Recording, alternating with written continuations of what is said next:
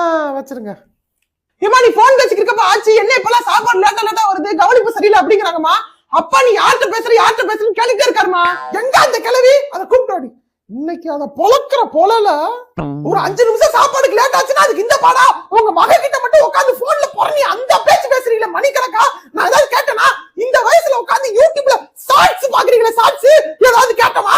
எம்பிட்டு கவனிச்சாலும் குறையா இவங்களோட 30 வருஷமா இதே பாரு இவங்களோட.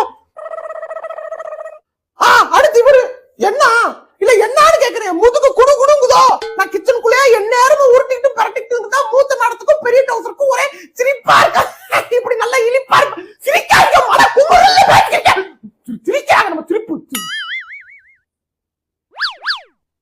ஏன் உங்க குடும்பத்தாளுங்க பூரா இவ்வளவு டாக்ஸிக்கா இருக்கீங்க? இந்த வார்த்தைகள்லாம் இப்பதான் தெரியுது. முன்னாடியே தெரிஞ்சிருந்தா எங்க ஆத்தால அப்பயே சொன்னா இவங்கள நம்பாதிரி நீங்க பார்த்த பிளானட் ஆஃப் தி எர்த் படம் ஷூட்டிங்ல இருந்து பாதியில வந்த மாதிரி இருக்காங்கன்னு.